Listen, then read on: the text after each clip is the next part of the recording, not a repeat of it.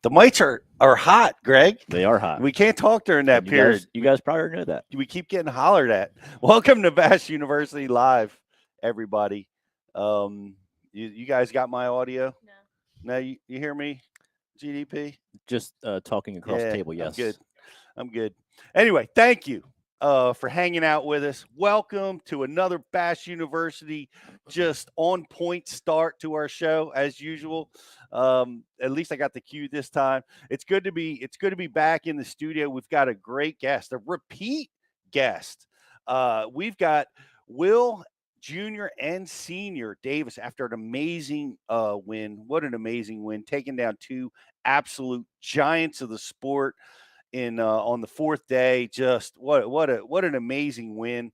We're gonna be really diving into that, and can't wait to talk to those guys. We talked to him in September. You guys watched that show. He just was fresh off the national championship, qualifying for the classic, getting his bid to the elites. Well, guess what? He did not waste it. As a rookie, he's already got his first win. So going to be great to talk to him about the baits that his father designed and he used in this tournament to win, the influence of Aaron Martins, and all the other things he did to get this amazing win. So it's going to be a great show. Thanks for watching. We're brought to you by Tackle Direct Studios, and we've got a really full house tonight. First is GDP.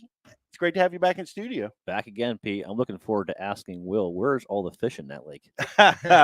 He made it look easy, but it wasn't, was it? No, it was really tough. I mean, hats off to him for catching all the fish and doing as well as you did. It was a tough event. It was a scrap fest. Even he was bouncing back and forth between tail race and shad spawn and bedding fish, doing all kinds of different things. Yep. So, but you've been hot too. You've got you had your big win in the kayak division, and then you have another strong finish. Yeah, finished top 20 at Hartwell. Left there, went to Santee Cooper Elite, 33rd. Nice. That tournament on Santee, man, was all about adjustments. Day one, I was in 70th. I went 11-11, then I made some adjustments day two. Totally just completely scrapped the game plan, started over fresh, caught 17 the second day, and almost 17 the third day. Wow. Yep. Well done. Yeah, thank you. Well done. You're on a roll. Yeah, keep it going, right? Yeah. Keep it going. You got another one coming up here. You're heading to Texas next, right? Looking forward to Sabine, river fishing, small fish. Man, I'm going to feel just at home on that one. Yeah, for sure. Yep. Well, it's good to have you with us in studio, and we've got Riz pushing the buttons. Riz, how are you, buddy? Doing great, man. I'm happy to be here, happy to be home. Had a great trip down in Alabama at Lay Lake. Got to witness Will's win, and it was an amazing one. Emotional. Yeah, it was an emotional win. I'll talk more about that when we have Will on the show, but it was an incredible one.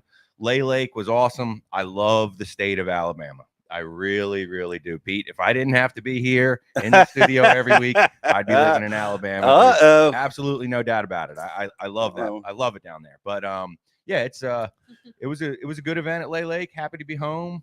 Ready to get out on the bay this weekend and get after some fish for myself. So, and that's great, and great to have you with us as always. Hopefully, we can keep you here and out of Alabama for a little while longer. Don't worry, I'm not going anywhere. But we our intern Justin Durant, Justin the intern, fresh off his graduation. Congratulations, buddy! Oh yeah. Happy to be here.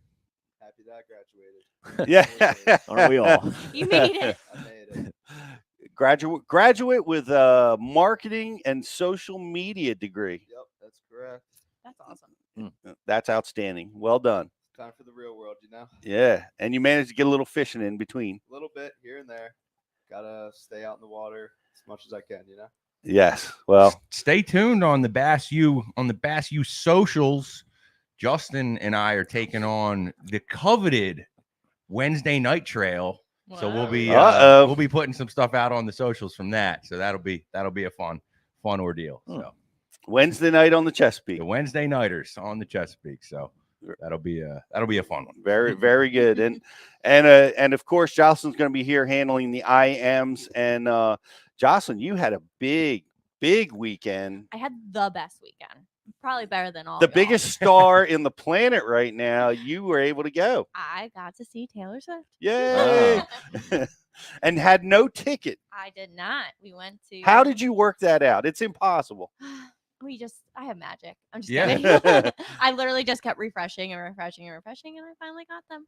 I was very happy. Me and my sister. She had 20,000 people outside the stadium listening that couldn't make it in. I saw the 20,000 most- extra people. The most people Extra. in Lincoln Financial Field they've ever had, Wow. and then 20,000 people outside the stadium. That's listening. incredible. That's incredible. It's like a Bass University It seminar. was. It was. just like it. It was pretty awful getting out of there, though. I The bet. traffic was. Oh my gosh. Totally worth it, awful. though, right? Totally Yeah. worth it. Did you get What's- wet? What? Did you get wet? No, Didn't it rain or something? I went Friday, Oh, okay. so it didn't. Mm. It didn't rain. Mm. I was the first show. I got to see Blake Lively too, so I was really excited. I don't know who that is. Ryan, what?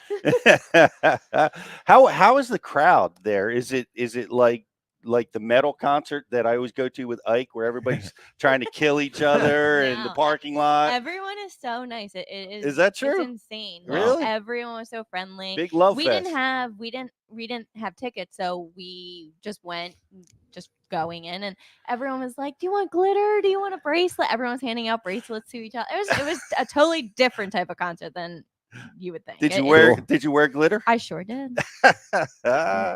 We need to bring that for our seminar. Yeah, right. I know. Pass out glitter. Just Walk pack in the door glitter. for Bash, you get showered in glitter. Well, that's good. I'm glad you guys. I mean, Jocelyn took off a little bit, a half a day from work to go get in line to try to get these tickets, and I'm like, there's no way this is happening. I cheered you on. I was rooting for you, but I realistically, no way you're getting tickets to this show, and you got tickets I got On the floor. tickets. on the floor. No less. Wow. At face value price. It was Not pretty even awesome. going to a scalper. The scalpers were No. getting like 12 grand a ticket. I heard. Really? Oh no, tickets were the people that sat next to us. They paid $8,000 for 2 tickets. Is she that $8,000. good? She's so good. Wow. I don't even know one of her songs anymore. What? She like performed. I think it was like 40 songs in 3 hours. She's Wow. Yeah. she did really good. And I it's not just- just I a just concert. There's like a reevaluated- show. The whole Yeah. world when you said somebody paid $8,000 for 2 tickets. Yeah. Hey, you pay $8,000 for fishing. True. I bet you Taylor bass fishes. She's She probably she's like a does. country girl. She's from PA, Yeah. I wonder. and she announced she was a Philly Eagles fan, so Oh, well, she won. like her even more. Super talented, right? Songwriter, entertainer, did multi-genre. Dan what- Allen said he'd wear glitter. We knew that about you, Dan. But or we suspected it. But anyway, great weekend by all. We've got a lot going on. Glad to have you back. We've got another elite tournament coming up. Guys, if you're just tuning in, we don't have Taylor Swift coming on. We're going to be talking fishing with Will Davis Jr., fresh off of his win, taking down Brandon Polinick and Jason Christie in the most amazing way.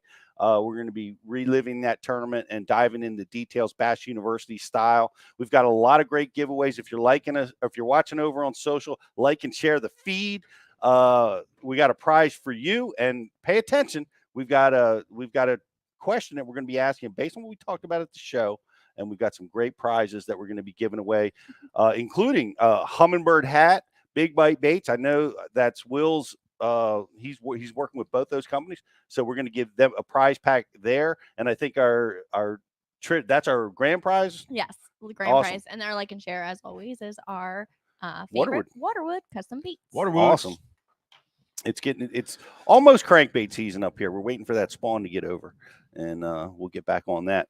But we're going to be right back after these commercials, and we'll be talking with the champ himself. Hang in there for Bass University Live. What's going on? It's Riz here from the Bass University, and I am excited to welcome in Waterwood Custom Baits to the Bass U family. These are custom handmade baits in the South Rainforest of Brazil.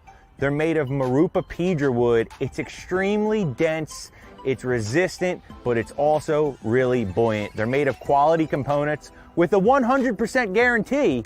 They're made for tournament anglers to get it done when the money is on the line.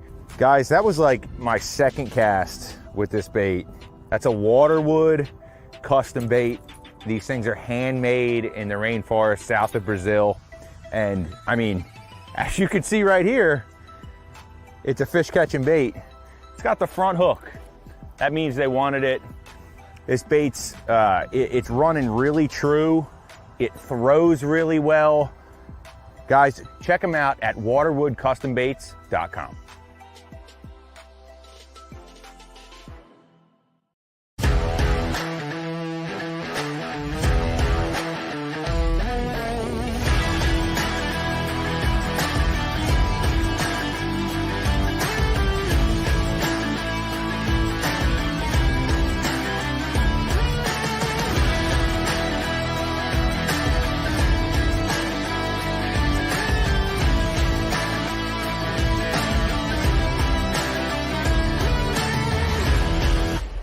Aquaview, the leader in underwater viewing technology.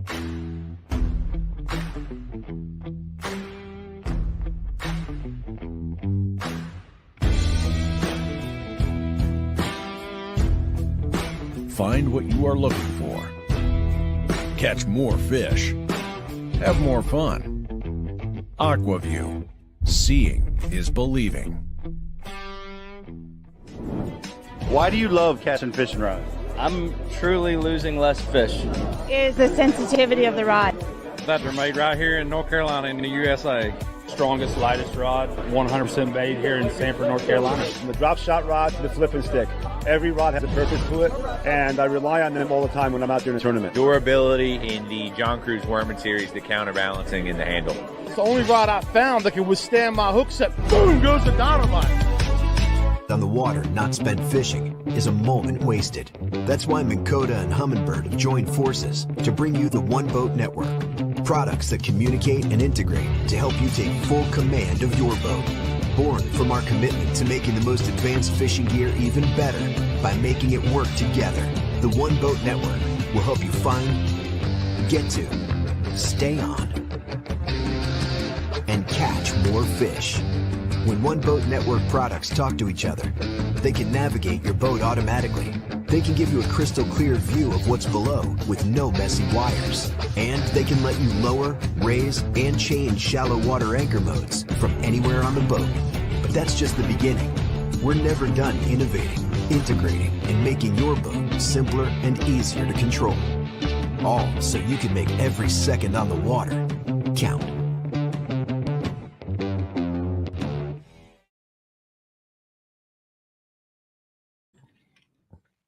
Welcome back to Bass University Live. Can't wait for this show. A repeat guest. We just talked to him after winning the national championship, and he's rookie season on the elites, and he goes and gets another W. It's just absolutely amazing. So, Rich, without any further ado, man, let's bring in the boys. We've got Will Jr. and Senior here, fresh off of his massive win, taking down two giants. Will Davis Jr. and Senior, welcome, guys. Hi, guys. Thank you. Thank you for having us on the show. Absolutely. And 104 giants, not just two. Seriously, that's a fact. That's yeah. what I was thinking. yeah, that is a fact, right? Yeah, the elite crowd is just it's an impossible field to win in. Yeah. But man, oh man, come on! You've got Jason Christie breathing down your neck.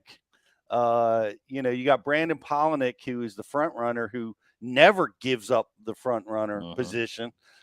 Just has won over and over again in that spot. So it's just a tremendous win. Way to keep your composure and get the W. Yeah. Is the whole state of Alabama still celebrating? Yes, sir. I think so. We're way up there. I can tell you that. It's somebody asked me, was I still on cloud nine? I said, we're way past that deal. That is awesome. Did you what did you do after this big win? Did you head back home to the neighborhood and did we have a barbecue, or what was the celebration like? Was it small? Was it big? What did you guys do? It was big. I had a lot of my friends and family come over to the house, and we ordered pizza and yes, ate pizza and took a lot of photos and just really spent some time together. It's a very special moment. That's the best. Yeah, well, it's the biggest of moments, and it's just we were talking, before we were on the air, like we just had you on, like with a massive win at the Federation less than a year ago, and you got your bid to the Classic, and then you got your bid out here to the Elites, and man, you have really done something special with it. I mean, you're fishing incredibly well, obviously capped off by this win, but you seem to be pretty comfortable fishing at that top level, Will. Yes, sir. I appreciate that. I'll never take it for granted because this is one humbling sport. So I can just control what I can control and put the rest in God's hands and go out there and do what I know how to do and just let it play out the way it's supposed to play out. Well, it was great. Now, Dad, you're watching this go down. I mean, your heart must have swelled times 10 when that scale finally stopped turning. How tell me about how you were feeling as you were going through that. It's really hard to describe. It was Just turned his sorry audio about off. that. There we go. It was an awesome feeling. It's hard to describe, and I'd like to feel that way the rest of my life. It's God has really blessed all of our family, and it's amazing to watch His work, and we're just so blessed, guys. It's unreal. I've felt some real good feelings in my life, but watching Will Davis Jr. win that tournament, it was unbelievable. Yeah. I gotta imagine being a father myself. I would watch it. I would feel more emotional, and I think it would be a more powerful feeling than if I won the tournament than to watch my son do it. Oh, no doubt. I saw an article just the other day that said fathers only want their sons to be better than them and nobody else. So that's a very true statement. It's a real special deal that Will and I share fishing together, and he helps us make the lures that he catches them on, and that really puts it in another level, to be honest with you. It sure does. You designed this lure. We talked about this lure, like the shaky fish in particular. We were talking about it when you won Pickwick, and it's a lure that you designed. You designed it with the with Aaron Martin leaning over you, getting it right, and yes. And that's tremendous. That's two big wins now with a bait that you've designed. That's incredible. Yes, sir. It was definitely a blessing that I did get to work with Aaron, and I really never pleased Aaron with what I got. We went fishing. With the baits that we designed, and I was catching them every cast. And Aaron said, "Dude, this not right. It's not doesn't have exactly what we need." And I worked, and we're already catching them every cast. So, Aaron was just so anal about his stuff. It was hard to please him, but we were very blessed to be able to work with Aaron on this lure. It's hard to describe that feeling. Also, I give God and Aaron all the credit for this, and Will Davis Jr. for showing everybody how to use it. So it's I don't take any of the credit for it whatsoever. I was on the Chesapeake this past fall, and I was thinking about Aaron when he won. I was trying to talk to him, like trying to get some help. Come on, Aaron. I need just a little bit of help. But were you thinking about him? Was he? I heard you talk about him a little bit while you were fishing, but was I guess he was on your mind too. Absolutely, 100%. He loved fishing up that river, and the last time I saw him alive was up that river, and told him I pulled over to him and said, "Man, I'm praying for you, and if you ever need anything, let me know." And we parted ways. It was the last time I seen him on this earth. So very special to win that up there on a bait or one of the baits that he designed, and it's very special, very, very special. It's hard to tell everybody what that feeling is, Will, but your dad feels it too for sure. Yeah. That's a special connection that the three of you have together with Aaron, and two of you have together with Aaron, and that bait is man, it's going to be a staple in everybody's tackle box forever. Everybody will remember it. It's such a unique little weapon. Aaron, I remember Aaron talking about it forever. Do you remember? I don't. Like, he was always talking about putting those fluke style baits on the back of those jig heads and using it in situations that I'm like, oh, that's just Aaron being Aaron. He does his own unique thing, but you found a way to be super successful with it, fishing it up in those spillways in that current. It is a super special bait, isn't it? Oh, absolutely, absolutely. It's so natural to them, and that's what's so unique to that bait. And it all comes down to that bill material and the line tie, the bait you put on there, and everything to make it quiver. Even line size makes a difference. Oh, ain't no doubt, 100%. Yeah. Your 15-pound test, right? That's what I remember you sir. using with that tool. Same deal this week, 15-pound Seaguar red label. And that's important to get the maximum vibration out of the bait, or depth, or both. What's key to that line?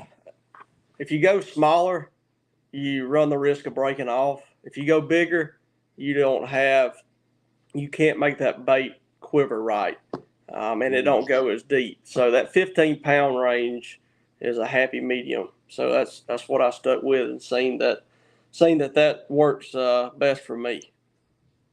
Now, the material that you found, like, Will, I think you were senior. You were talking about how you got lucky to find this material. What is that material? What makes that material that you use on that bait special? There's been a lot. We tested a lot of material, and when Aaron brought that bait to me, there was a company called Aaron Martin Lures that was making the baits, but they just never really got it exactly like, and I don't know that I got it exactly like Aaron wanted, but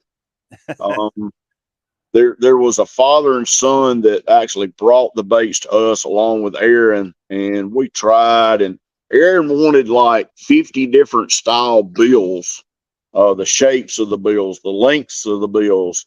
And I told Aaron, I said, we can never educate the fishermen on that bill and the material. So what we'll have to do is we'll have to find the right material and make sure that it's got the action for most of the baits out there, because that's real critical about how you can have the best bill material in the world, and if you don't have the right bait that goes on there, then that makes a difference too. So we worked with that material and finally we picked out a couple of designs that on the plastic trailers that we use that really works on these bills. And we do have a couple of different bills, but we don't have 50 of each. And the problem that we were finding, and I'm kind of skipping across this bill material, but the problem that we found was you could get different baits from different companies and they were not consistent. So we came out with our own that are very consistent, 2 different styles. And Will could kind of tell you about the styles. One's a little bit fatter than the other, but when you get a pack of ours, they're all consistent, 100%. Every time you put one on, it runs straight. But yeah, it's in the bill material. That bait has been knocked off by a lot of companies, and nobody has got it figured out. And we hope that it stays that way, because I developed a jig and a jig head and a worm 46 years ago also that's been knocked off probably about as much as a plastic worm can be knocked off. So that's called a shaky worm and a shaky head. So, but this is a proprietary material, and we got one company that makes it for us, and it's very legit, very legit. The material it works a little bit different in the water temperature, so you got to really pay attention to that to see when to change to the other size bill. Most of the bills that we make are either a long bill or a regular bill. I think we call it a short bill, but it's definitely got it dialed in. And a lot of the fishermen, Jason Lambert actually has worked with us some on the bigger baits. And as y'all know, he is a guru when it goes out there to the ledge fishing, just like Will Jr. And you know, it's just it's all a God thing, guys, because I worked hundreds of hours on it, and all of a sudden it just come together. So, you know, it's we got it right this time for sure. Your shaky head was the first shaky head I ever threw, actually. I don't even remember how long ago it was, but when I was, you know, really starting to first take the deep dive into bass fishing, probably, you know, 10, 15 years ago, and just happened to be the one I found on Tackle Warehouse, and started throwing them, and guess what? I'm still throwing them. So Aaron actually, we have a bait that Aaron helped us with on that too. It's now called a Shaky Elite STD, which means stand up. It's a stand up premium type bait with a Gamakatsu O'Shaughnessy hook. Tackle Warehouse has done a very good job promoting that. And a lot of other tackle stores has promoted it, but that's another bait that we work with. You know, we used to call it a Aaron Martin shaky head, but when he quit working with us and went to bigger and better things, we just named it the Davis Shaky Head STD Elite. So, but yeah, Aaron designed that also. Do you have that? Do you have those baits with you? Either one of you guys? Do you have that shaky fish with you? I know Rich put it up on the screen there momentarily, and it looks like we lost Will Jr.'s image there for a second. But I can if y'all will give me just a couple seconds, I can get one of the ladies here to bring me one. And please get those, and because I want to see. There's a couple different. There's two lip sizes that you discussed. And I want to look into. I just want to display them. One's real short, one's big. Which one did Will use in the tournament? And when do you throw which one? Well, the smaller one has a tighter wobble. Will that's called a regular bill. That's what Will was using. The bigger bills have a little bit wider wobble. Now they don't wobble. If you get anybody's bait that's wobbling too wide, the fish won't hit it. So it's just it's like tuning a crankbait.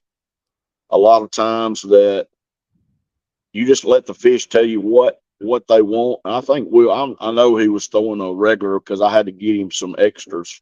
He's afraid he was going to lose some, but they're not. They're pretty weedless, to be honest with you. And I don't have any of the new ones. I think Will Jr. has them all in his boat. But let me rig this for you right here.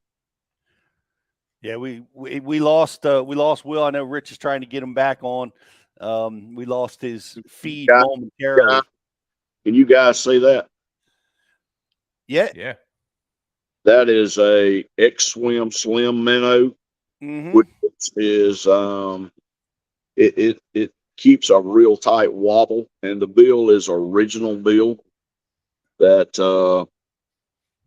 pretty much the setup that he used. He also used some of the new X-Swim Fat minnows that we've been working with for about a year. What makes those really special is if you don't have a lot of current, but you still want the airs, Junior. If you don't have a lot of current, you'll want to use the heavier or the wider body to keep it up. And the bills really don't seem to matter on that. So some people fishing with a clip and some people fishing without the clip. Will and I both fishing without the clip.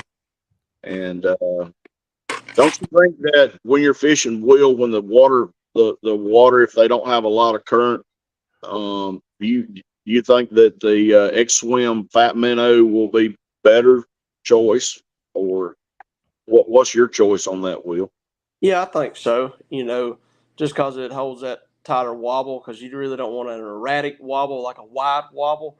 Instead of having a 2-inch wobble, when there ain't much current, you want it like a half an inch to an inch, so it looks more natural than looking like a crazed, knocked up shad running through the water.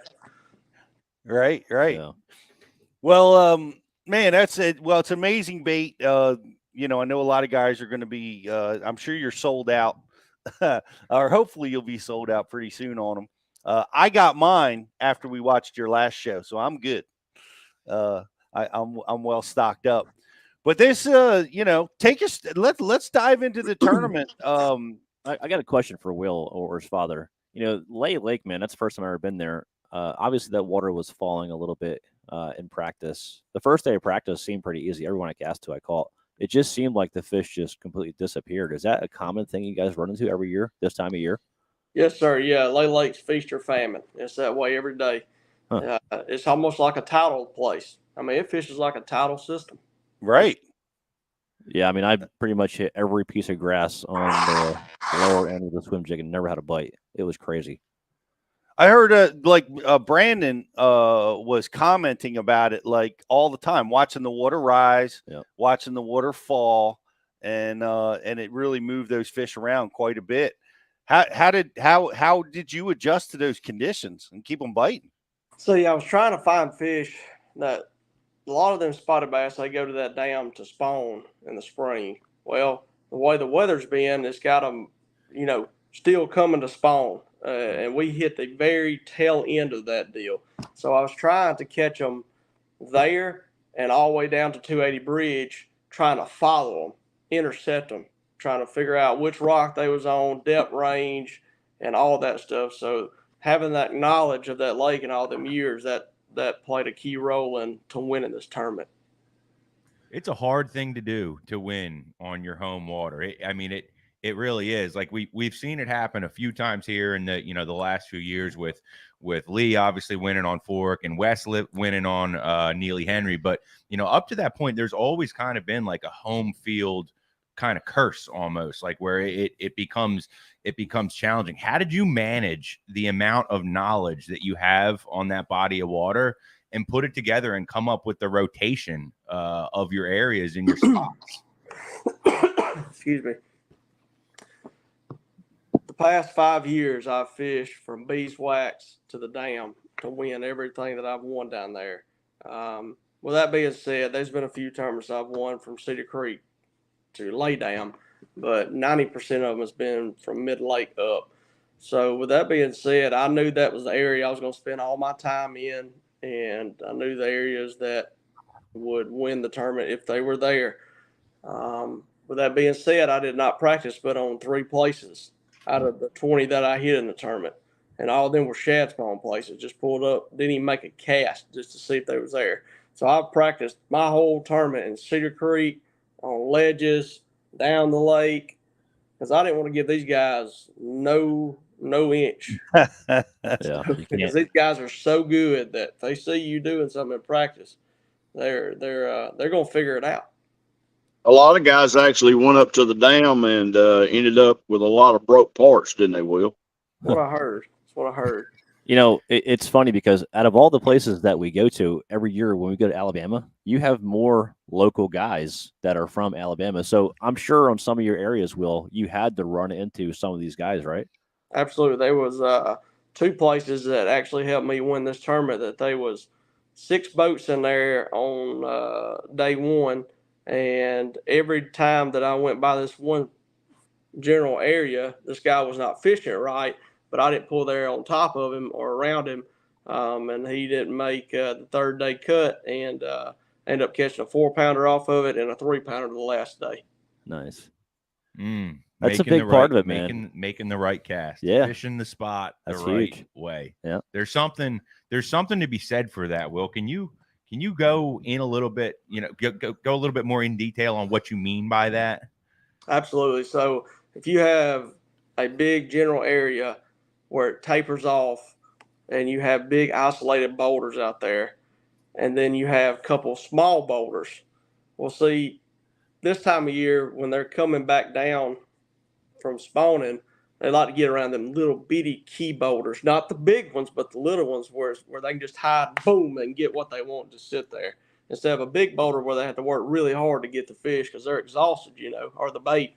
So that's what I was keying in on. And the cast, it had to be, the waypoint, the distance, the line to make that fall when it hit that rock to fall, bump the rock and fall right over. Be real subtle and that's when you get bit. But you throw 2 to 3 times and get that right cast. You catch one, you just well pick it up, go on about your business because that's all that's going to be there. Next day there'll be another one there. So that was really crucial. Part of the success I had this week is knowing the key boulders that would have the big ones behind it. And I actually had another giant bite the last day after I caught that 3-pounder on that shaky worm. It was bigger than that one. He scaled my worm all the way down at like piranha bites on it. So I know it was a 4-pounder at least. So yeah, and Pete, I remember when we were practicing for the Open this past year on the Bay, one of the things you said to me that really, really stuck out was, in your areas, you're going to run into people that they may not catch any fish, but they're going to get in your way. Just because they're not fishing an area the right way, they're going to get in your way. And it sounds like, Will, you had enough patience and enough of a cool head to know that when you came back and you got those areas and you were able to make, to fish them the way that they're supposed to be fished, you were confident that you were going to catch those fish. Yes, sir. Well, I was confident I'd get bit. I just didn't know the size of it because I ain't practiced. I've not been on that place in over 7 months. So I just knew the history of the lake and this time of year and what they should do. So I'm just very fortunate it worked out because it could have easily went the other way. Well, it's the current, the dependability of current is key, and that it will position those fish. But the thing that one thing you mentioned, the shad spawn, a lot of guys were really grumpy about that. Tournament starts too late. Yeah. We're missing the shad spawn. What are your thoughts on that? Because you were still able to catch some shad spawn fish every day. Yes, sir. 2 of the days I weighed in at least one fish off of shad spawn. But the first day we had extra cloud cover, so that helped. But the problem with the shad spawn deal is around here, instead of blasting off at 6:30, we'd already have 15, 17 pounds by then. Yeah. So them fish already gorged themselves time we get there, and I missed some giants. I mean, they'd come up and bite your pitcher off. I mean, they just wouldn't get it.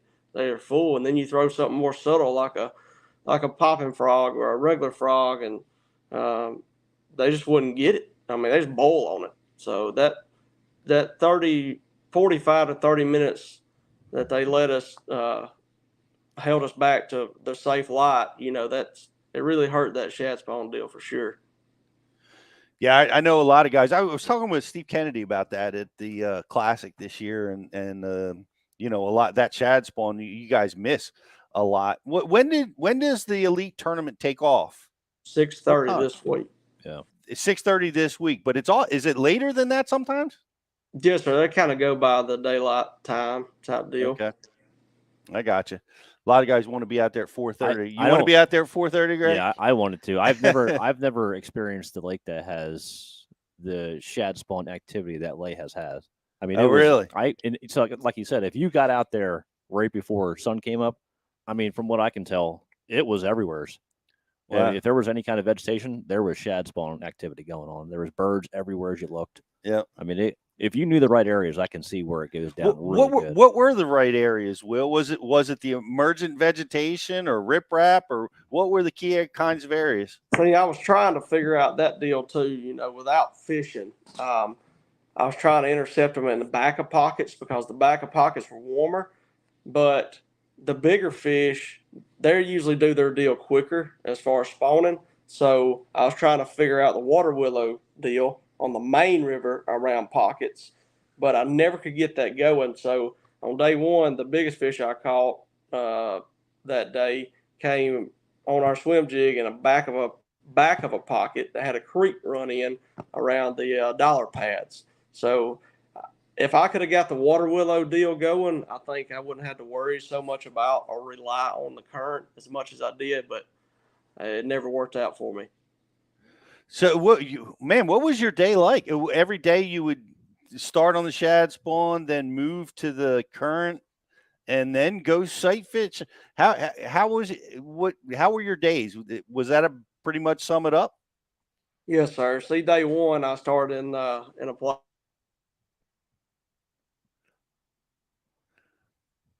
I bet he just got another phone Good call. fish blowing up in there. Actually, I thought they were carp, but they were Jackson, and I never could get it going. But I pulled in there and caught a big one on this the Beast. This is the Beast. This is a 1/4 ounce Davis Bait Company.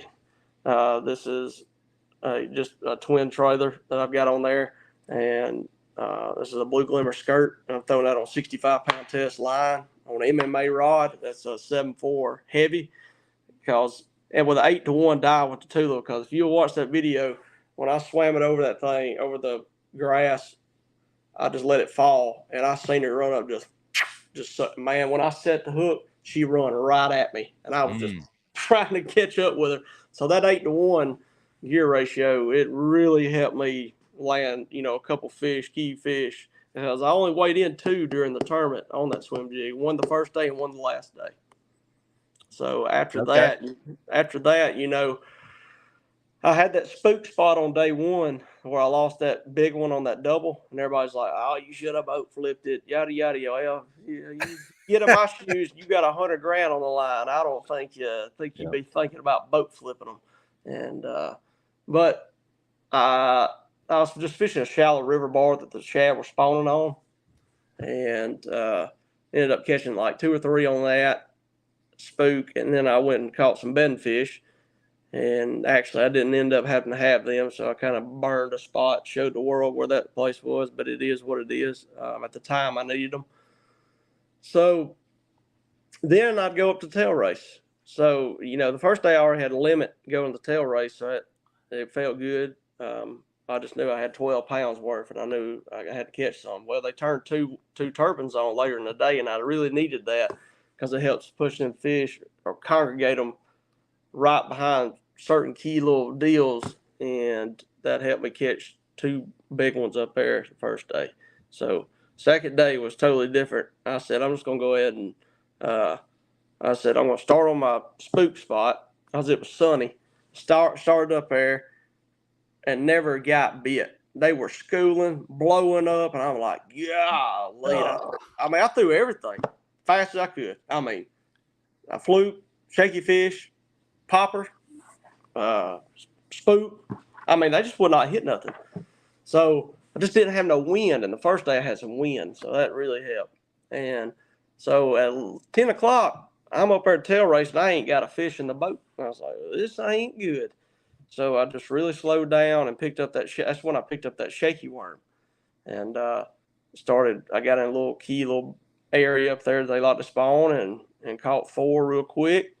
And then I went up in the turbine hole, and I actually caught a 5.8 or 5.9 largemouth up there on a shaky worm that was against the concrete up there. And he got me wrapped up in my trolling motor. I had it on spot lock. He come up, jump, and run straight from the boat. I said, "Oh my gosh!" Well, there I am running up there like a madman. Hit the Minn Kota pad to get it undone, and then I had to get around my 360, and I got it off, and she's jumping. I'm like, oh my gosh! But it had her pinned. I'm talking about up in her throat, big time. So I got her in, and then I went straight over to that turbine hole and fired in there and caught a 4.5 pounder, and then came back later that day and caught another 4 pounder. So that sealed the deal for the almost 19 pounds. So Amazing. When things go your way, man. I mean, I can't. How did you survive the spot lock? Was the line wrapped in the prop? I mean, It wasn't. I got lucky. I was trying to hold it, high as I could, so it just got him. It got in between my 360 and my shaft and my trolling motor. That's why it's that red label, right, Will? That's right. That's right. That's right. But day 3, I said, you know what? I'm going to start up there because there was a lot of schooling fish the second day when I got up there, and I really didn't have much going on, So I went up there. Me and Kobe Krieger was fishing this one deal over in that area, and actually he was sitting over there the first 2 days, but he was kind of fishing it a little wrong, and he ain't never been there. And I went over there and we talked and coordinated very well, and I got mad respect for him because he let me fish over there with him, and he was just a stand-up guy. And Matt Heron was over there running his deal, and we didn't mess with him or nothing, and he was a stand-up guy on that. He could have come over there and done all that stuff, and that would have been fine too. Me and Kobe was sharing because I was fishing the deal, and he went over there, and then I went over there and fished that deal. So we just coordinated. We just worked back and forth. And Heron, we never got on him. He stayed on his deal, and just bad respect for them men because being a rookie, they could have done whatever they wanted to, which wouldn't have been right, and I'd let them know about it. But yeah, mad respect for them for sure. But I started up there, caught a couple later in the day because Kobe done caught 2-3 pounders right in front of me on a spook, and I'm like, all right, throw my spook up there. No, they wouldn't bite nothing. So at 8:30, I ain't have a fish. And I was like, oh my gosh. So I go over to my little shaky wormhole, catch me 3 and one good one, and break one off, and it got me just wrapped around a rock. There wasn't nothing I could do. And then later in the day, I went up there to that turbine hole and caught two of them. I only caught 6 fish that 3rd day. It was brutal. It was really brutal. So the 4th day going out, I said, you know what? I'm going to start back on my shad spawn. Let me interrupt you for just a second. Absolutely. You're a rookie. You're going into day 4. I mean, were your nerves going nuts? Did your dad have to step in and talk you down off any ledges? Did you get any sleep? What was that night and going into day 4 like for you? I try not to worry about it. Of course, I was a little rattled, but not seriously. I've been sick all week. I'm still a little sick. I finished the Z-Pack the 3rd morning of the tournament, blowing snot everywhere, the whole tournament on camera. It was just so I was whooped, Wow. I didn't know that. Yes, sir. So the humid weather that we've had this past week, it just drained me, and being sick.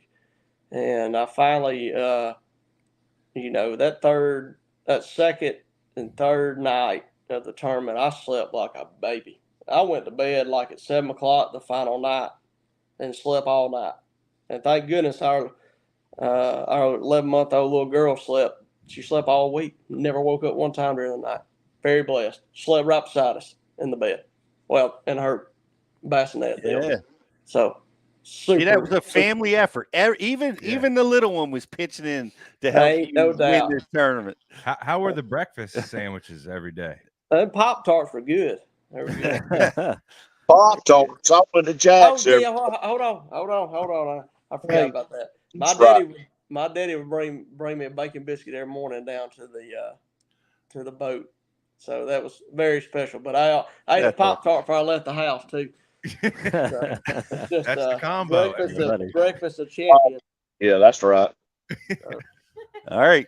You're Rich. Our next tournament, you're in charge of the Pop-Tarts. I'll bring the biscuits. Dude, I got it. I'll change up the breakfast routine, whatever it takes. But that's pretty amazing, Will, that you got it. That you got it done, and you were sick. Like you were just coming off of being sick, taking antibiotics, Z-Pack, the whole deal. It's like the Jordan flu game. You know what I mean? He had the flu. Later to find out it was actually food poisoning, but anyway, he performed at his best when he was sick, and Will did the same. Incredible. You can't stop the win. You cannot. Stop it when it's coming. So the the family pitched in. You got your Pop-Tarts, your biscuits. Your little one lets you sleep the night before. Here we go, day 4. Take us through day 4. Day 4, I felt worse that day than I did any day. And of course, I left. I don't know. Apparently, it was on my mind big time because I left my ice in the truck, and they just got to Matt Heron when Mercer was doing the talk through that morning before we blast off. I thought, oh my gosh, I left my ice up there. So I run up there and I run back down there. Of course, I can't breathe out my nose, so I'm gassed when I get back down there.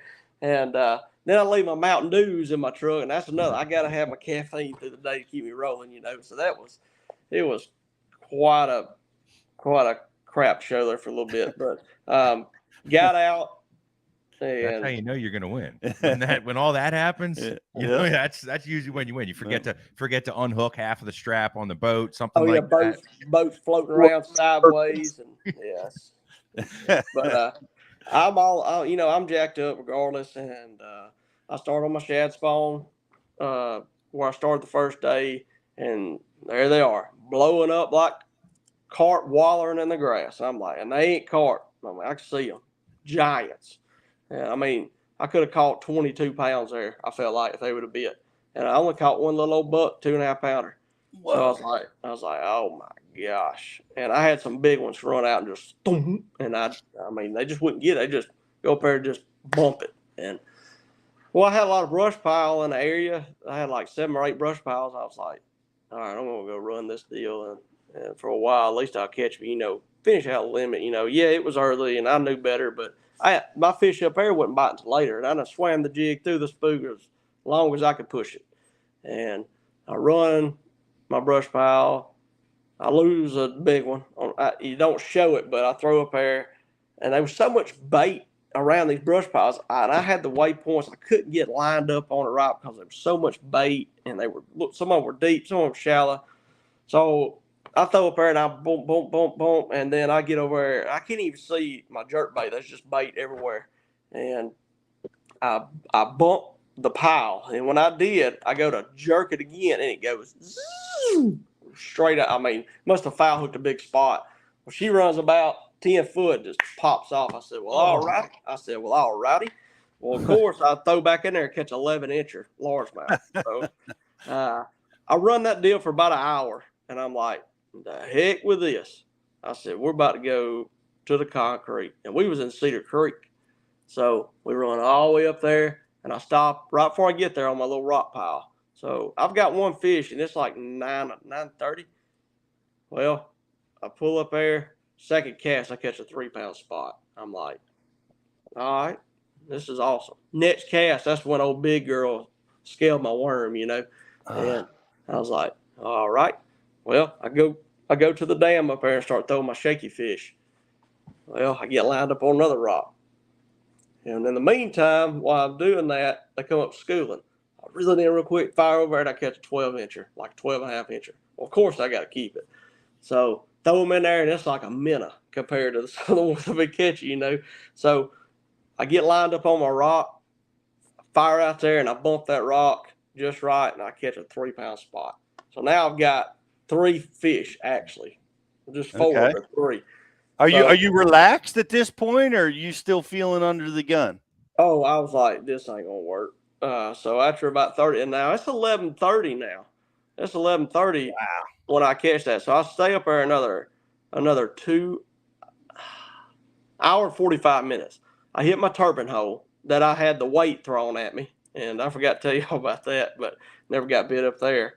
So me and my cameraman, Mr. Jake, the third day we're up there, and we have to go in there and you have to spin the boat around. It's pretty sketchy. If you don't know what you're doing, you get yourself hurt up there. I've seen guys get hurt up there. I mean, it's slamming you against the wall. It ain't nothing to play with. So I saw you struggling to keep yourself out of trouble. Ain't no doubt. That current was doing all kinds of crazy stuff to you. Yes, sir. It's not consistent right there, if you know what I mean. Yeah. They don't know how fast it wants to swirl, and then you get waves that come up sometimes, and you could lose your balance, and it wouldn't be good. it could kill you. I mean, Now, seriously. it looked like it. It looked dangerous, especially when you're getting 2-ounce egg sinkers pitched at you. Yes, sir. So I get my line up, and right before I make my cast, I hear a boom. I look back, and it misses my boat by this far. Wow. And I look up there on the concrete fishing pier up there, and this guy's just got his hands on his side, and I throw my hands up, and I said, "Really, dude?" And then he throws his hands up, and mumbles a couple not no nice words, and was his name Dave? I don't know. But I kept my composure and threw right in there and caught a 3-pounder and left. Got out of there. So, did you have a discussion? Did you try to talk it through with the young man up there? No, sir. No, there wasn't no reason to. He couldn't hear me. I couldn't hear him. I had the world watching me, so it was better off just the way I done it. Right. He heard game wardens though, right, Will? Yeah, I called Lisa and told him what the deal was. She said, absolutely. Another phone call, another podcast request. But it's funny when Swindle was on Bowman Live on the third morning, he was talking about people that fish off of that dam, and they will literally fire 2-ounce egg sinkers at you until you leave. And he said that we've had that happen lots of times up there. Wow. And Will really didn't discuss this. We don't recommend anybody going up there because, I mean, it's a death trap. We just figured out how to do it, and I don't recommend people going up there. And it's not just because it's a good fishing hole. I mean, we've actually picked people up that would have drowned it if we hadn't been there. Because that current is such that it sucks your boat into the concrete, and absolutely, it can flip you or do all kinds of crazy stuff. I was watching him manage it with the trolling motor, and it looked pretty treacherous. Mm-hmm. All right, I turned my do not disturb on. I was trying to do that earlier. I couldn't figure out how to do it. All right, good, man. You were on the edge of. I'm on the edge of you talked to the tournament director. Okay, yeah. What did she say? Called Lisa, and she said, absolutely, call him, because I'm good friends with the game warden. Well, I call him, he don't answer. I'm like, well, golly. So I call Rod. He's a local state trooper, water patrol, super nice guy. They likes his deal, and he said, I'll take care of it. Let me call. Well, he calls his buddy, and he said, I got such and such, going to go up there and handle it. And I just let it be. I never went back up there. I didn't need it, but at the time, I needed it. But I ended up catching one more fish because they were just 3-pounders, So I weighed in 15 pounds that day. But it's pretty. If it would have hit me and him, it'd have killed us 100%. If it hit us in the head. Wow. Yeah. Wow. That's unfortunate. But you survived that, man. You kept your head in the game. Now you had some, like, we were watching Bass Tracks, and you made some late day calls that changed everything, really, that gave you the W. Take us through those catches. So at 1:00, I turned and looked at Jake, cameraman, super nice guy. I mean, down to earth. He's been doing it for 13 years, So I said, let's roll. I said, I'm not dying up here. And I had 4 fish, 1 baby. So I was like, I got 3 fish. I said, I got to go make it happen. So I pulled in this one little deal, and I went in there Tuesday and practiced just looking for betters. Well, there's boats after boats coming in and coming out. Well, I found this one fish in there. I named her Whitey. She had something wrong with her eye, but it was like white around her pupil or her eyeball, I guess, where the film kind of folded out. And I was like, oh my gosh. I said, that's a good one. She's 4-pounder. Well, I run in there and she ain't there. All right. Well, when I run in there, there's a 2-pounder sitting up there, and I'm like, well, I'll fish for you for a minute. Well, she would run over and bite and bite and bite and bite and bite and bite, and I could never get her just to suck it in. So she finally turned. I flipped it in there, and I foul hooked her. I said, well, that's a blessing. Threw her back, went on. So I'm going up there to Whitey, and she ain't there. So I just keep on going down the deal, and I look. I said, dadgum, that's a big one. she was solid white, like she just pulled up. Well, I thought it was a 5-pounder, but it ended up being a 4 something. There was one little hole that she kept on coming to, but she had a 10-foot range. So I threw in a fighting frog. That's my first choice. Always a fighting frog. With a 1/4 ounce weight. Old school bullet weight. All right. Flip it in there. She noses up on it and then eases back and goes on. Goes over there, comes back. Well, after about 20 minutes of that crap, I said, all right, I'm going to pull out some old school stuff on that. And I'm not even sponsored by these people, but I'm going to show you anyways. So this is a long A. It's an old school jerk base floater. And I would throw it up there and let it sit. If you watch that video, just sitting there. Well, she come by, and when she did, I'd let her get about 2 foot from her. I'd go, and man, she run over there and just got it sideways in her mouth. I'm like, all right. And I just put some brand new Gamakatsu number 4s on there. And let me tell you something, they are sharp as they come. So I get the fish up there. She jumps over my hand. Well, I get her back up there. She goes to jump again. The back hook comes out of her mouth and sticks in my thumb. I'm talking about sticks up in there big time. And, well, I didn't have any dikes with me to cut it out. So I looked at Jake. I said, you know how to get these out? He said, because the way that short shank is, I could not get no bend on it to pop it out because it was stuck in there like big time. And I could not get that angle to do the line deal. And he said, oh, yeah, let me watch YouTube. I'll get it figured out. I said, oh, no. I said, no. I turned to him, man. That's what I'm about to turn white. I said, oh, no. No, sir. No, I love you, brother, but we ain't going that route. So, the boldness of Jake, man. Nah, I'll just study up on YouTube. We'll be all right. Hey, he tied the line and everything on it, and he's like, yeah, man. He said, I know how to do it. I said, hey, yeah, we ain't trying it right now. Well, at this time, it's 2:00 or 1:50. I'm like, oh my God. I mean, I still got a dink. All right.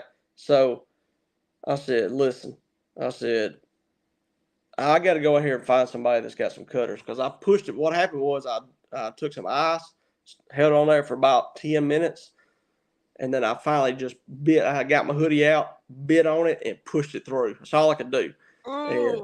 And my cutters, I couldn't get my cutters just right because like line cutters on Gamakatsu pliers, it would cut it, but it was so small of a gap I could not get it in there to cut. I could cut it all. I cut it all the way up to the barb, but I couldn't get behind that barb. So I go out there and got Jocelyn's white over here. So I don't think I ever want to go fishing ever. So I go out to the mouth of the river, which takes about 5 minutes to get out there. I get out there, and I just had this feeling that God was watching after me. And I went out there, and this guy had been watching me all day, and I didn't know this. He was rooting me on. He was an older gentleman. He was at the mouth of this creek, and I idled right up to him. And I said, sir, do you have any cutters to cut a hook out? All he did was this right here. And run back there to the back of his boat. I pulled over there. He threw them to me, a pair of dikes. I cut that bar, pushed it back out, gave him my number, told him to call me that night, and I'd take care of him. And told him how much I appreciated it. Went right back in there, and Whitey has done pulled back up on the shelf.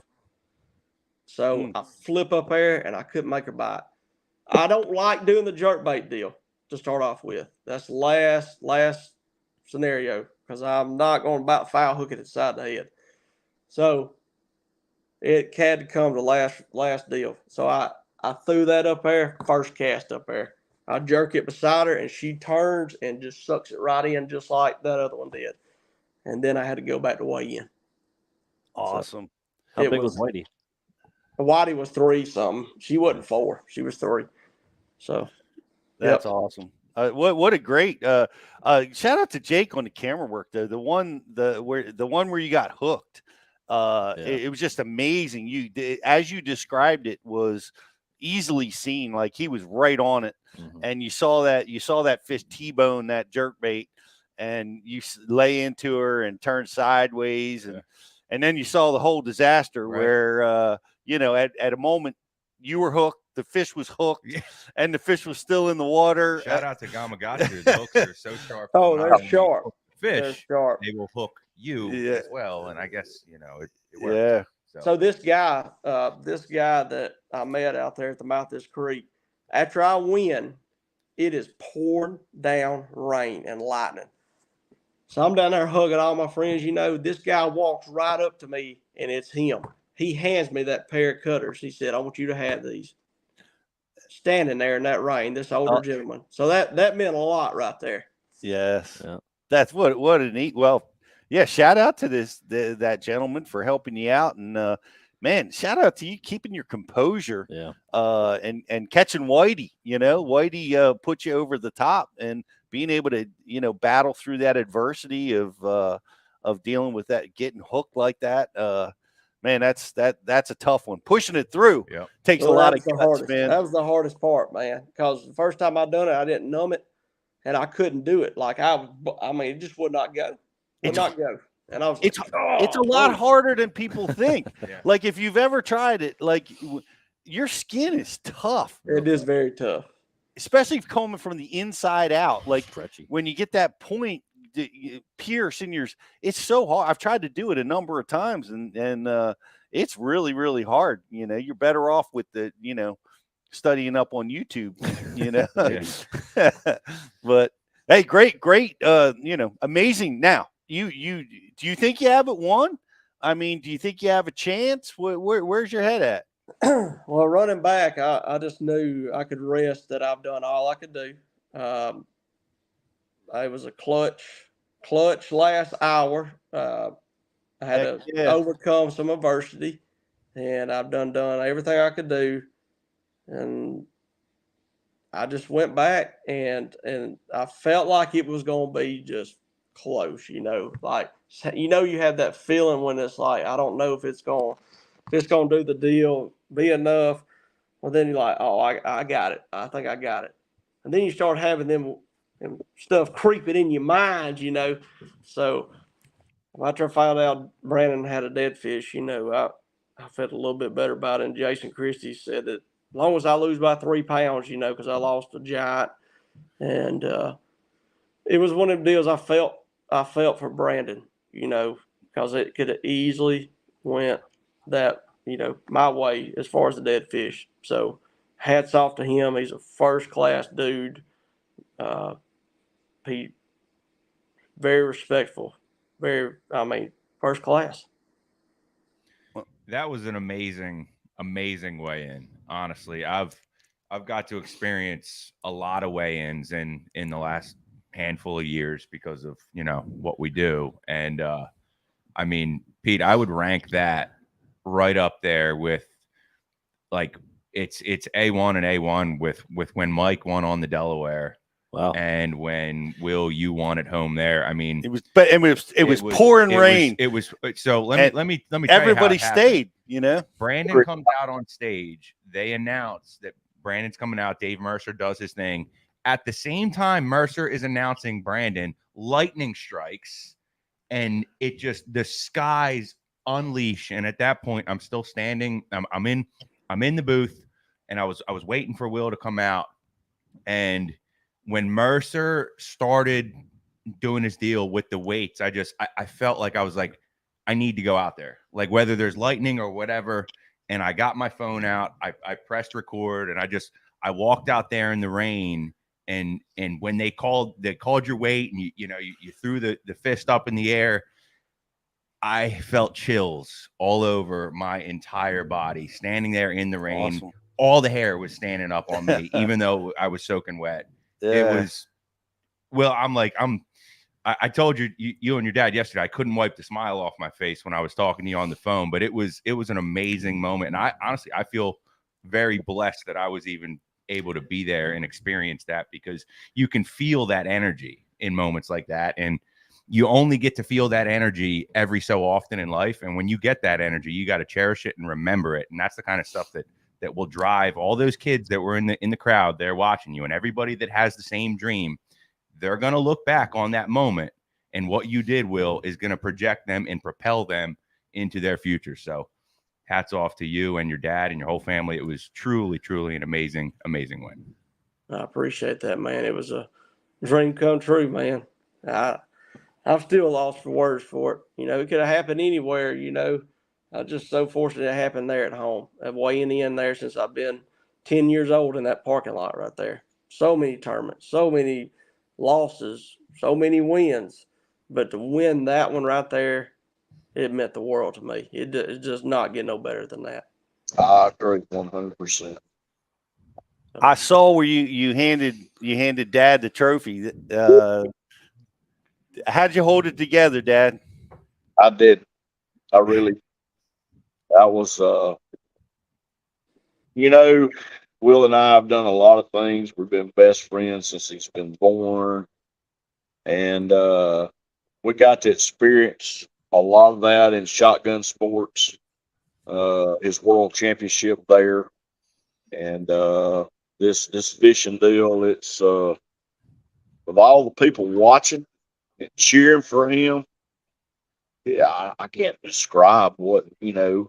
I don't deserve that trophy. He says I do, but you know, I don't feel like. I mean, you know, I just try to do the right things for my son, and just it was y'all gonna make me cry is what y'all gonna do.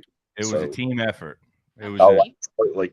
There was several times during the week that I really wanted to discuss some things with him, and with the rule that states that no information, and that's why I didn't go out on the lake in any of the tournaments. I just didn't want to put any pressure on him, and you know, I just stayed at home and went to the blast off and the weigh in every day, and you know, because I mean, it was 100% on him. That's for sure.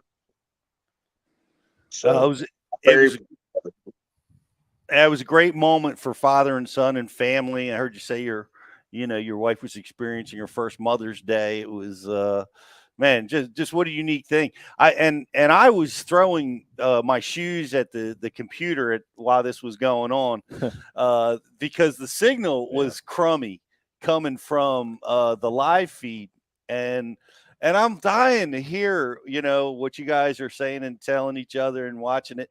But thankfully, Bassmaster replayed it on their social channels and all over TikTok and YouTube, wherever, and you can watch it all go down, like you said, Rich, with the hair standing up on your arms and the tingles and all that shit. It had to be just like Jocelyn seeing Taylor Swift this weekend. Correct. Similar experience. I cried, but in a different way. Yeah. Small cried a whole lot. That was an emotional win, and we couldn't be more proud of you. We feel connected, like absolutely. I appreciate it. We do too. Just like I told you guys before, without people like you guys, you know, Will and I couldn't really do what we do, and I've been around the industry for 46 years, and without people like you guys, we couldn't make it happen, and we thank you very much. Absolutely, 100%. Well, we love what we do, and we appreciate that very much, and it's awesome to watch good folks like you have such great success as a father and son, as a family. I see Dan Allen's already bought out all the shaky fish baits and placed his order. Is unbelievable, and they all say when we have on our website, on the Davis Bait Company website, we have a comment section, and they say, how did you find out about these baits? And they all have Will Davis Jr. So that's very special too. That's amazing. You know, you're teaching your son, you taught him how to fish. You're creating these baits together. These baits have now won at the highest level. Yeah, what a cool fishing family, cool fishing story. And I'm glad you shared it with us, guys. Well, thank you guys very much. Absolutely. Well, we wish you the best. You got the rest of the Elite Series coming up, Will. Man, you're doing pretty good in the standings. Looks like you might make Classic number 2, maybe. That's my goal. That's my goal. That's my goal. That's my goal every year, to make the Classic and let the wins happen when they happen, How do you feel about the Northern Swing? Do you have any smallmouth experience? How do you feel about that? I feel good about it because I can go up there open-minded, and I love spinning rods. That's what I grew up fishing. I fished on Lake Martin. We catch a lot of spotted bass deep on drop shots, over brush piles, over rock piles, and so I just got to go up there and figure out the lake. I'm going to spend basically 2 weeks up there before the cutoff. Excellent. Well, it's been my experience because I didn't know spotted bass when I started fishing down south, and I found that they were very similar to smallmouth in the way that they acted and behaved. So you ought to feel comfortable in that arena. Did you guys know that they actually changed the name of the spotted bass? I heard that. Well, I heard there was an Alabama spotted bass, and there's some. Is that official now? Alabama spotted bass. They used to call this strain here a Lacusa spotted bass, which I've caught them up to like 8.5 pounds. So they get a lot bigger than the Kentucky, but now they just call them all Alabama bass. They call them not even Alabama spotted bass. It's Alabama bass. Yes, sir. When I was growing up, my dad called them native bass. He'd go catch the natives. That's what we like to do in the creeks and stuff. So, yeah, the biologists and all here call them Alabama bass now. So that's they're big. Is there a difference? Like I noticed, like when we fished Lake Martin or Lake Lanier back in the day when they seem to be different than the bass that we catch on Logan Martin. And are they the same spotted bass? Is there a difference? I don't think so. We've been told by the biologists that they're the same, but I've always thought that the smaller, we call them cigar minnows because they're so long and small, but we've always called those Kentuckies. Lake Martin skeletons. Yeah. I mean, I know that the all-time smallest weighted bass is 5 spotted bass at Lake Martin. It weighs 3 pounds change. What they do here, that's for sure. That's like a Pittsburgh, Pennsylvania smallmouth limit. The same deal. That's fascinating because I remember, like I said, we fished Lake Martin and they're small. You go over to Logan Martin and all of a sudden these 3 and 4 pounders are smashing your spinner baits and acting differently. And they're the same bass that are in lay. Right. And on the Tennessee River, they actually have a bass that's known as a meanmouth.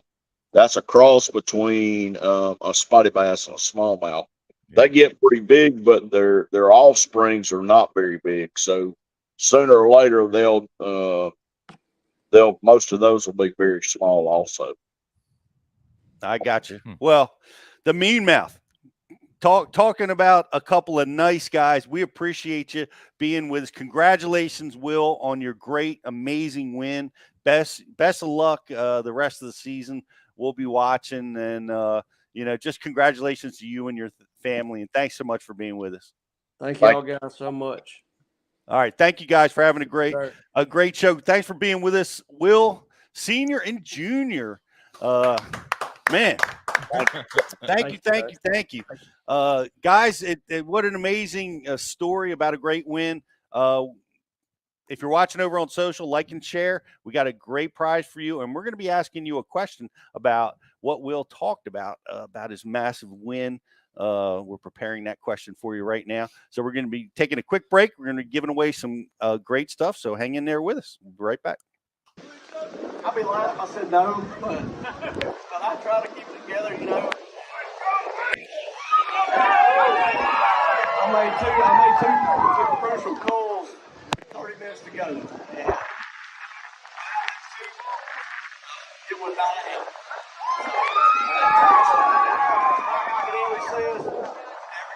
Let's go!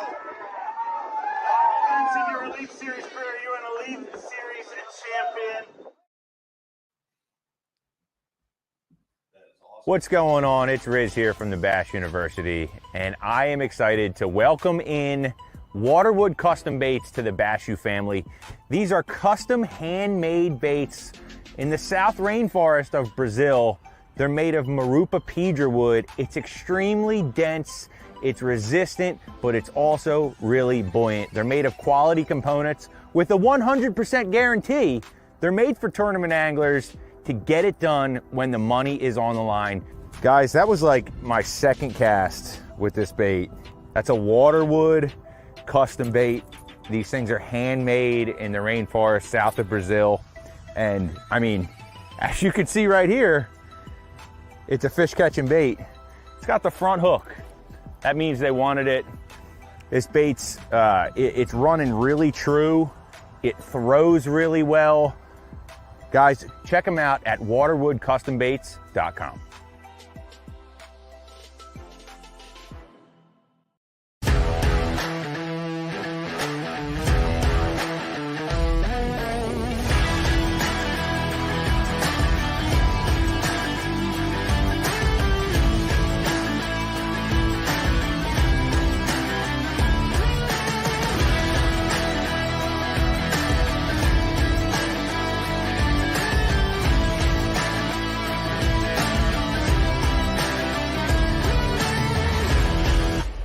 Aquaview, the leader in underwater viewing technology.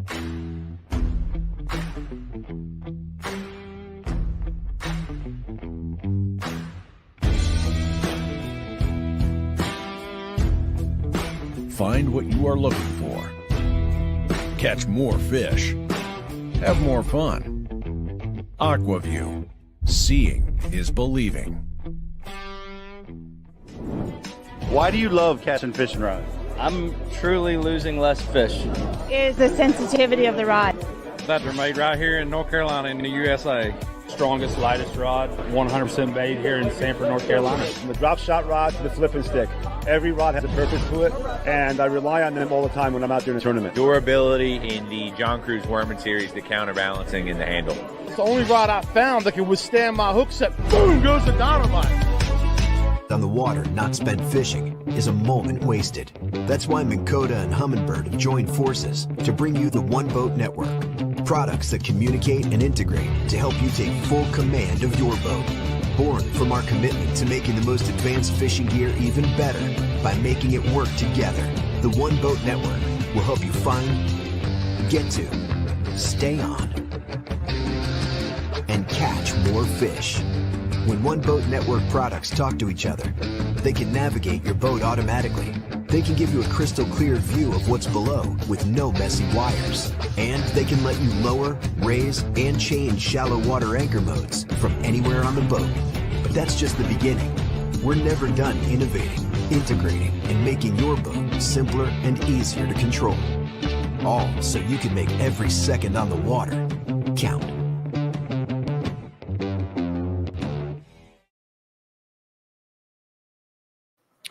Welcome back to Bashy Live. What a neat deal. Like you said, was that Jake, our Jake, that got that shot? Jake Latondras. Was that him? Yes. Shout out to Jake. Yeah, Jake does some shooting for Bass University. Some of you guys may know, but he's amazing.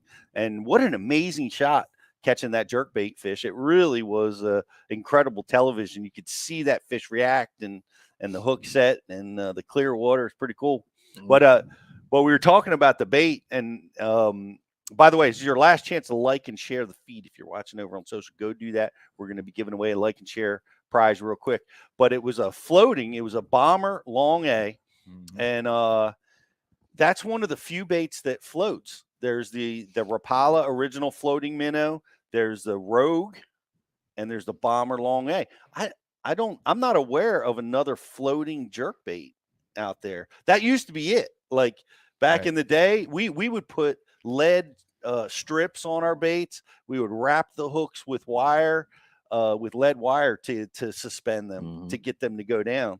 And now that's all that exists is suspending baits. You can see the need for a floater. Might be time to break out the floaters again. Yeah. Right? This is the time. The spawn is the time of year. We used to always use them in Florida because a lot of times you were trying to trigger those strikes over the grass, the massive grass flats where you only had, this much water.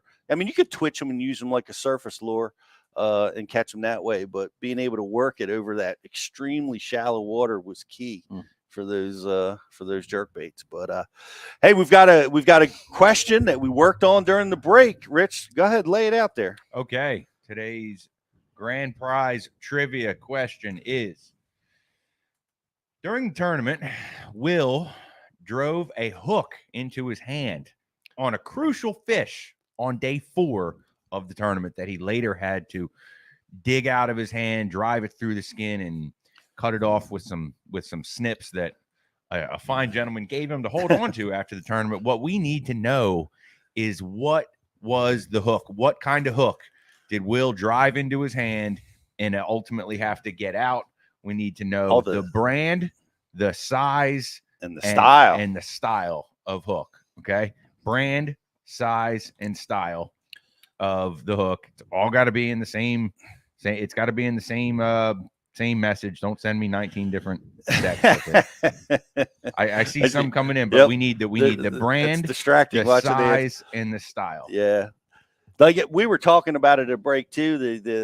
And we talked a little bit on the show. It's so hard to dig a hook out. Have you ever gotten hooked during a tournament? One time in my side, right in your here, side, and the skin was like so stretchy, I could not get it to pop to come out. What'd you do? I actually went into the doctors and they numbed it and cut it out. Got a winner, Blake. Blake, congratulations, Blake. What's the answer? Gamakatsu size 4 short shank. Very nice. Right on. Well done. I think, Pete, we need to grab a hook and hook you so you can do a tutorial on how Pete, to let's get do it it. out. I mean, it's only for our subscribers. Yeah. Well, I'll do just about anything for Bass University. I don't know if we're there yet. Actually, I did. You did. I was doing a Bass University, and we cleaned up after. I was cleaning up my desk after the show, and I grabbed a piece of paper, and hiding under that paper was one of Ott's OG Slim crankbaits, and it's a heavy gauge treble hook, and it went right into my finger, right in past the barb, and I actually did it on social live where I can remember Did you that. cry? no, I didn't. But Shelly turned white as a ghost. Jake did the camera work. He got right in there on it, and we dug it out. We did the braided line. Now, how did you get your hook out of your side? So you're in the tournament. What'd you do? Just leave it there and go to the hospital after? I did. So it was a local tournament around here. Left it in my side, in my shirt, left it all right there. And one of my dad's friends is a doctor. So after the tournament, I called him. He said, "Come on over." So he stuck a needle and he numbed me, and then he popped it out and cut it out. Nice. Yeah, it's pretty awesome. That sounds wonderful. Justin, you? One time when I was striper fishing, I got a. They're big hooks. Yeah, I think I was throwing I'm a big stick, and that's got some big trebles on there. And the worst. Yeah, went through the palm of my hand, and I was with my buddy. He didn't know how to get it out. His dad came and picked us up, and his dad was flipping out, wanted to take me to the hospital. I was like, no. Looked it up on YouTube. My buddy tied some braid on. We popped it out. It was all good. Well, that's bold. Yeah. Rich? I had one through my eyebrow. Oh. It was in a tournament, and I was going down to net a fish. I've told this story on here before, I think, but I was going down to net a fish. The treble hooks popped out, and I got my hand up just in time, and I had a treble hook through my glove and my eyebrow. Oh boy! And it came actually all the way. The hook went all the way through. It was a 1/4 ounce trap, so they were kind of finer treble hooks, and went all the way through. The barb had already passed through.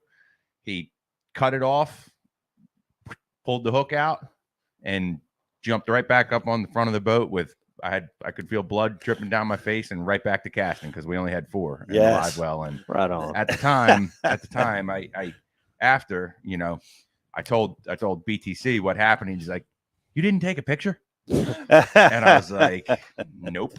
It happened so fast, and the barb went all the way through on its own that we just cut it right off, and I had a little black eye for a few days. But yeah, that was it, man. I've been really fortunate not to get treble hooks.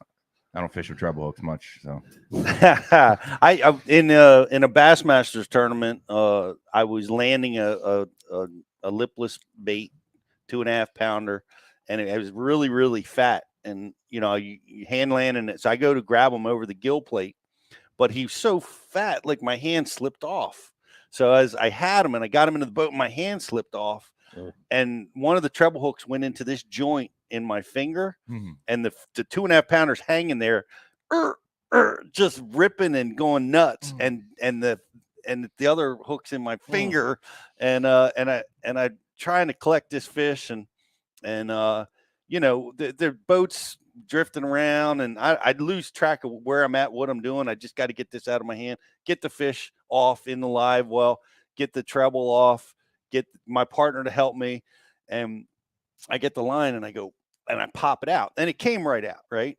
But it must have gone through a mesh of nerve endings. It still gives me tingles on the back of my neck when I'm talking about it, because that barb just, it hurt.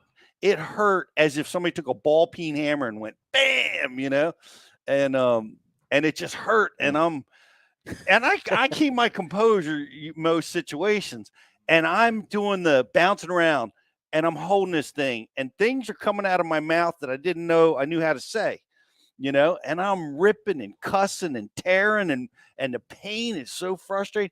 And then I look up, and this poor family is right there that are catfishing, and I had to apologize for 10 minutes for saying what I said. But man, it hurt for like a wasp or a bee sting, like for like a minute or 2 minutes, where it's just pounding, and then it went away.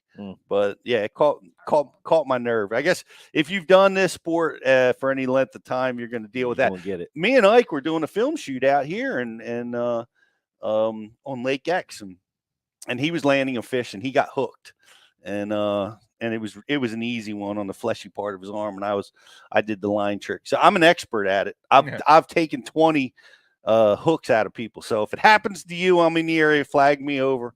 I'll come and take care of it. All right. We got this. I'm fairly certain now I'll find a way to drive one in. And we're going to use Cortland braid to get it out. Chatterbait, probably. Chatterbait got big old bar. Yeah, chatterbaits. I don't know how that would happen. They're tough, man. Whew. Yeah, Leave it in there. That's a big hook. Wrap it up. Yep.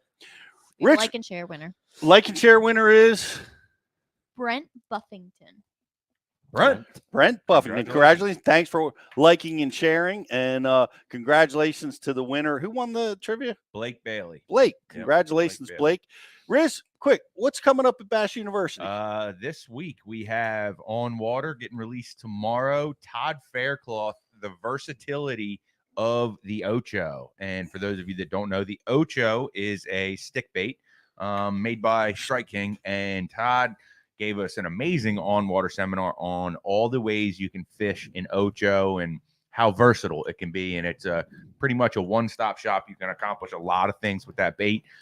In that seminar, we had, you fish what the conditions dictate, and he got on a pretty cool punching bite, punching that Ocho down through really, really thick reeds and catching fish and pulling them out of there. So that was a cool one. And there's a sneaky little deal in there. I'm gonna just tease it just a little bit.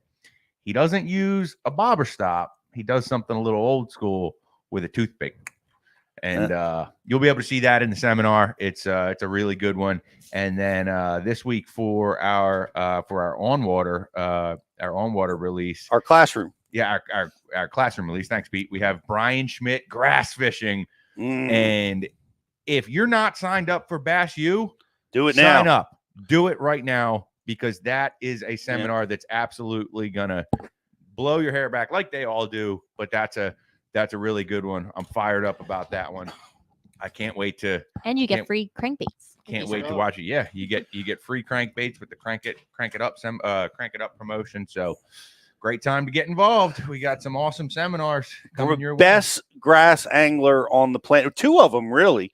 Todd Faircloth is just notorious for winning out of the grass and is a super champion.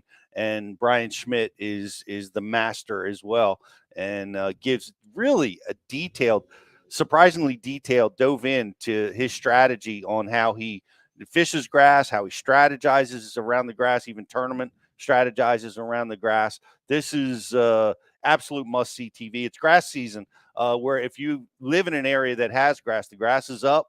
Even up north, it's starting to come up, and it's going to be mature. Even in our area here real soon. It's already starting. So definitely want to go check that out. Go over to bassu.tv, get yourself subscribed, and we will see everybody right here next week. Oh, next week we are having speaking of grass, Lake Okeechobee show with Scott Martin is going to be here to talk about what's the status of Lake Okeechobee right now. The water level is being held super high. It's really challenging vegetation growth there, and they're very, very much concerned about it. So we're going to hear all the details on what you guys can do about it. Lake Okeechobee is, man, it's up there with Wingate's Lodge. It's up there with Toledo Bend and Rayburn as where bass fishing got its start. So we want to be very, very aware of what's happening down there and do what we can as bass anglers. And that's going to be here next. We'll be here next week with that. The Eco Bass Angler will be on the show with us for that as well. So that'll be next Tuesday, 11 o'clock. Check it out. Enjoy your fishing this week, guys. We'll see you right back here next week at Bass University Live. Pete Gluzak here, Bass University, announcing our partnership with Cortland Braided Line. Very excited to be working with such a long-standing company like Cortland that builds supreme quality lines in a lot of different areas. A lot of people know them in the fly fishing area, but man, the braided lines are phenomenal. This is the Master Braid dyed high visibility lines. I use this for strike detection. It's great castability, toughness, great knot strength.